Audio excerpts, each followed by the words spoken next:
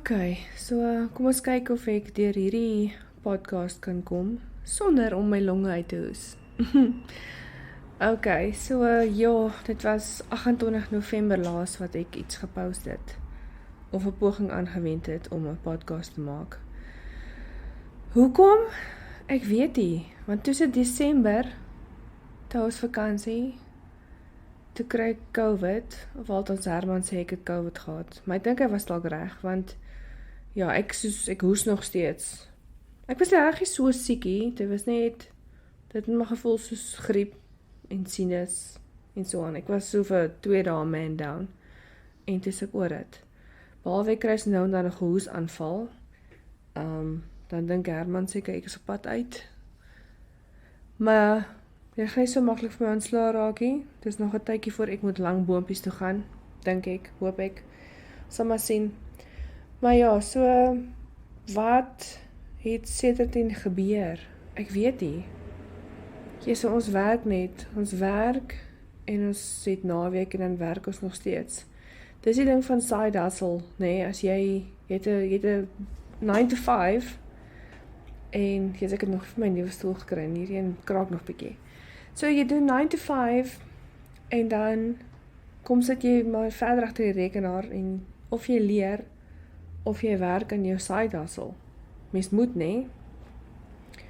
Even daar dan is jy te oud, dan moet jy aftree en dan het jy niks geld oor nie. En dan wie gaan na jou kyk? Ek dink dis hoekom mense soos 100 kinders het, dan weet hulle ten minste iemand gaan na hulle kyk as hulle oud is enig, nee. Ja. Maar okay, so ek wil net gesê het ek lewe nog. Die podcast is nog nie heeltemal dood nie. Ek het so 'n bietjie vergeet daarvan en dan dink ek weer daaraan en dan se kwessies maar ja, ek moet seker weer 'n nuwe een maak. Maar joh, geen feedback van julle af hier. Flippin' hell. Wêreld se worst fans. Maar ja, soos e-mail met julle drole, dan sê hulle vir my waaroor julle wil ek moet gesels. En nee, ek gaan nie oor tiete praat nie. Soos iets belangriks of iets snaaks of dalk iets polities. Ek weet ook nie. Daar's nie baie mense wat belangstel in my political views nie of wat saamstem met my political views nie. Maar al wat ek kan sê is Amerika is nou spyt hulle het vir Joe Biden gekies as president, of hoe sê ek?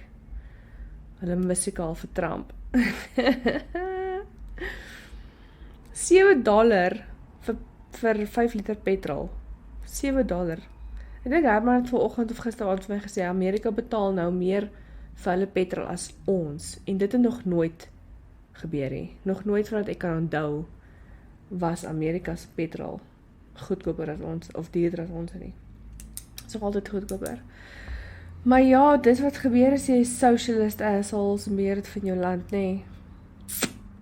Maar ja, anyway, voor ek nou regtig begin politiek praat, dis maar net soos, hallo, hoe gaan dit? En laat weet my, dan gesels ons iewers oor iets. Cheers.